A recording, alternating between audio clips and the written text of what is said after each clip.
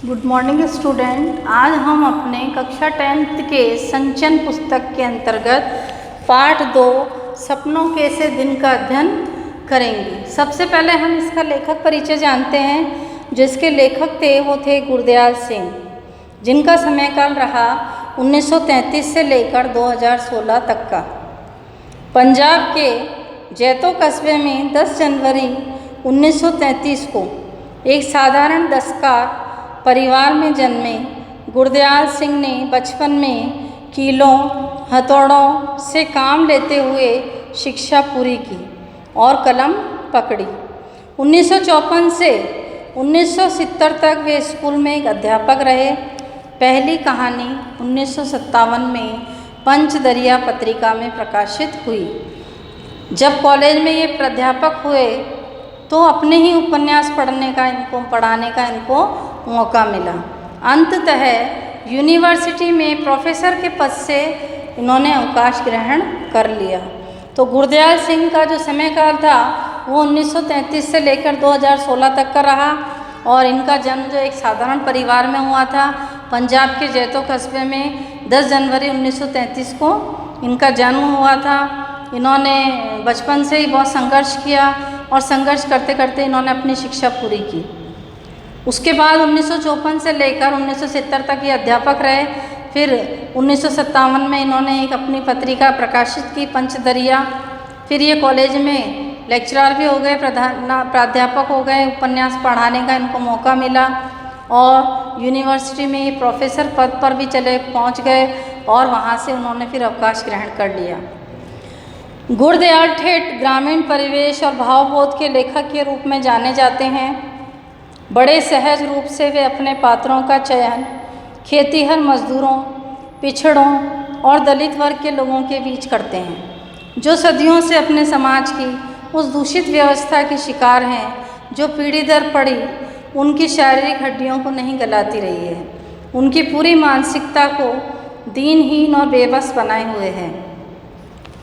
पंजाबी भाषा में उल्लेखनीय योगदान के लिए ज्ञानपीठ पुरस्कार से भी इनको सम्मानित किया गया।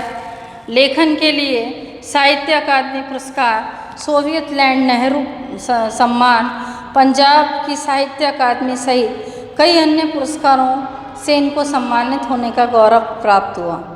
उन्होंने बतौर लेखक कई देशों की यात्रा भी की। उन्होंने अब तक 9 उपन्यास, 10 कहानी संग्रह और इस प्रकार से कई उनकी जो कृतियाँ थी, 2 पुस्तकें इनकी रचनाएं की। इनकी जो प्रमुख कृतियाँ थी वो मड़ी का दीवा, अत चांदनी रात, 5वां पहर, सब देश पराया, सांझ सवेरे और आत्मकथा क्या जानूं मैं कौन। गुरदयाल सिंह का निधन 16 अगस्त 2016 को हुआ। तो इस प्रकार से इनका ये लेखक परिचय है। आगे देखिए कि इन्होंने अपने इस पाठ के माध्यम से क्या बताया है।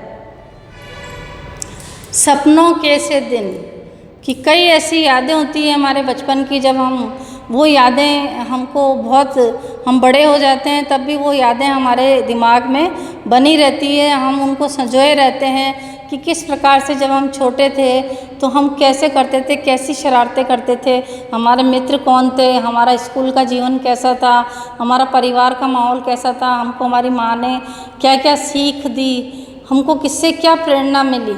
तो वो जो दिन थे वो एक तरह से सपनों के से लगते हैं कि वो जब बीत जाते हैं तो लेखक उसमें ये अपनी बात बता रहा है कि किस प्रकार से बचपन की ऐसी कुछ खट्टी मीठी यादें हमारे दिल में रहती है, जो हम बड़े हो जाते हैं उसके बाद भी हमको वो यादें मन को बड़ी लुभाती हैं। तो यहाँ पर देखो बच्चों, सपनों के से दिन में हम आज पढ़ेंगे कि लेखक इसमें क्या बता रहे हैं अपने बारे में। मेरे साथ खेलने वाले सभी बच्चों का हाल एक सा होता। अब मेरे साथ यहाँ पर किसके लिए आया है? मेरा यहाँ पर आया है। लेखक स्वयं अपनी बात बता रहा है। नंगे पाँव, फटी मैली सी कच्छी और टूटे बटन, कई जगह से फटे कुर्ते और बिखरे बाल। बचपन की बात बता रहे हैं कि हम सब बच्चे मस्ती में रहते, खेलते कूदते, हमारा सबका एक सा हाल होता। नंगे पाँव रहते, फटी मैली सी एक कच्छी पहने रहते और कई जगह से बटन से टूटे फटे कुर्ते और बिखरे बाल हमारे रहते। जब लकड़ी के ढेर पर चढ़कर खेलते, नीचे को भागते तो गिरकर कई तो जाने कहाँ कहाँ चोट खा लेते और पहले ही फटे पुराने कुर्ते तार तार हो जाते। धूल भरे कई जगह से छिले पाँव, पिंडलियाँ या लहू के ऊपर जमी रेत मिट्टी से लथपथ घुटने लेकर जाते तो सभी की माँ और बहनें उन पर तरस खाने की जगह और उनकी पिटाई करती। उस समय कोई ऐसा लाड प्यार नहीं दिखाते थे कि चलो हमने शैतानी कर ली और हमारी मम्मी हमको बहुत प्यार कर रही है, अरे क्या हुआ क्या नहीं हुआ। उस समय हमको हमारी पिटाई होती थी, हम सब खेलते कूदते और खेल कूद में हम गिर भी जाते, हमारे पाँव छिल जाते, हमारे खून निकल आते, फिर हम अपनी घर पर जाते तो माँ और बहनें हमारी पिटाई करती थी। कईयों के बाप बड़े गुस्सैल थे, पीटते समय तो उन्हें ध्यान भी नहीं रहता कि छोटे बच्चे के नाक और मुंह से लहू बहने लगा है, उसके कहाँ चोट लगी है। तो पहले बच्चों को भी डर था अपने माता पिता का, अपने परिवार के बड़ों का, और वो कोई भी कदम उठाने से पहले भयभीत रहते थे कि हमसे कोई गलती ना हो जाए। तो इतनी बुरी पिटाई होने के बाद दूसरे दिन फिर हम खेलने चले जाते थे। और यह बात ठीक से समझ आई हमको जब स्कूल अध्यापक बनने के लिए एक ट्रेनिंग करने में गया। लेखक कह रहा है कि मैं जब ट्रेनिंग करने गया था टीचर्स की, तब मैंने वहाँ देखा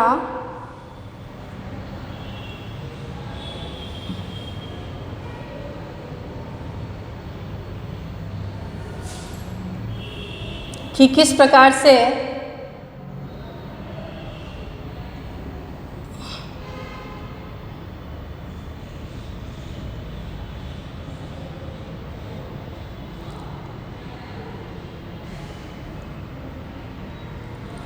अब देखो बच्चों, इसमें फिर से देखिए, जान पाया कि बच्चों को खेलना कितना अच्छा लगता है। कि जब वो स्कूल बनने की ट्रेनिंग, अध्यापक बनने के लिए एक ट्रेनिंग में गए तो वहाँ उनको क्या विषय मिला था, विषय पढ़ा उन्होंने बाल मनोविज्ञान।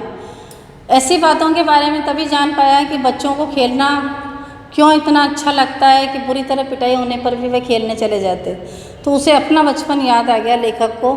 मेरे साथ खेलने वाले अधिकतर साथी हमारे जैसे ही परिवारों के हुआ करते थे। सारे मोहल्ले में बहुत परिवार तो हमारी तरह आसपास के गांवों से ही आकर बसे थे। कोई किस शहर से आया था, कोई किस गांव से आया था, और वो पड़ोस हुआ करता था। 2-3 घर साथ की उजड़ी सी गली में रहने वाले लोगों के थे। हमारी सभी की आदतें कुछ मिलती जुलती थी। उनमें से अधिक तो स्कूल जाते ही नहीं थे। जो कभी गए भी, पढ़ाई में रुचि न होने के कारण किसी दिन बस्ता तालाब में फेंक आए और फिर स्कूल गए ही नहीं उनको माँ बाप ने ज़बरदस्ती भेजा। यहाँ तक कि परचूनिए और आढ़तिए भी अपने बच्चों को स्कूल भेजना उस समय ज़रूरी न समझते थे। उस समय शिक्षा का इतना जोर नहीं था। लोग यही सोचते थे कि हमारा बेटा ठीक है, पढ़ रहा है तो ठीक है, और नहीं पढ़ता है तो इसको अपने जो भी काम चला आ रहा है, हमारा पेशा चला आ रहा है, उस काम में उसको लगा दिया जाता था। तो बनिए और आड़िए, परचूनिए जो आढ़ती होते थे, वो भी अपने बच्चों को उस काम को सिखाने में जुट जाते थे कि ठीक है, नहीं पढ़ाई करेगा तो ये कमा के खा लेगा।